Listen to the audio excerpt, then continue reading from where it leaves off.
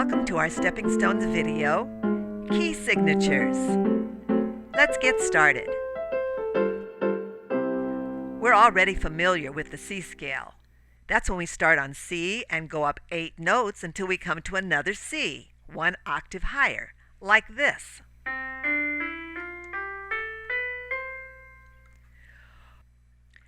For the C scale, we play only the white keys, and each note is 1 step higher than the last one.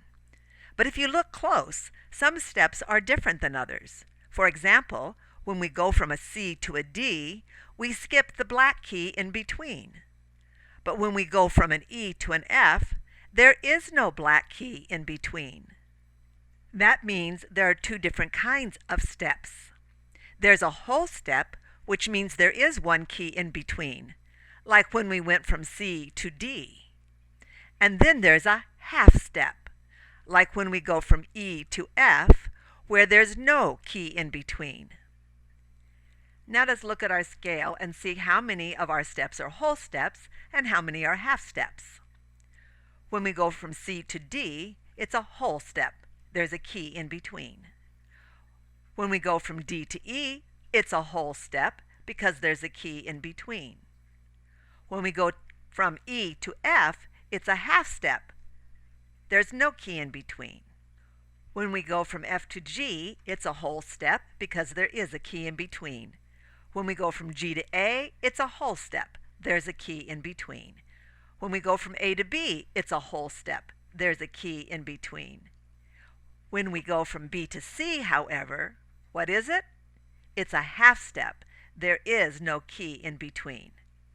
So let's see the pattern of whole steps and half steps in our scale. It's whole step, half step, whole step, whole step, whole step, half step. Now let's try to build a scale on G. Listen to what it would sound like if I just went up the white keys. Ugh! Does that sound right? No, there's something wrong at the end. Now listen when I put an F sharp into the scale. Does that sound better? It sure does. So how do we know where we need to put in a sharp or a flat to make the scale sound right? We know because we follow the pattern of whole steps and half steps. Now, let's take the G scale. We know we want a whole step, half step, whole step, half step. Pay special attention to that last whole step and half step. The last whole step goes from an E to an F sharp. The F, white note, is the note in between that you skip. And then the last half step is from F sharp to G, no note in between. If we follow that pattern starting on G, we'll get a perfect G scale.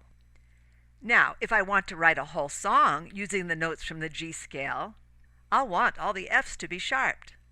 Now, I could write an F sharp on every F in the music, like this, but there's a much simpler way. I can put the F sharp sign on the F line right next to the treble and bass clef sign. That tells me that every F in this song is going to be sharped. That F signed in right at the beginning of the song, so we call it the key signature. Now, if I write a check, I have to put my signature on the check so they know who to take the money from. The sharp and flat signs have to do the same thing. They have to sign in at the beginning of the song so we know which notes to play. Now each key or scale has its own key signature. But don't worry about all those today. Today, be very happy that you've learned the pattern for all major scales, which is whole step, half step, whole step, half step. And you have learned the G major key signature. That's all for now. Good job. See you next time.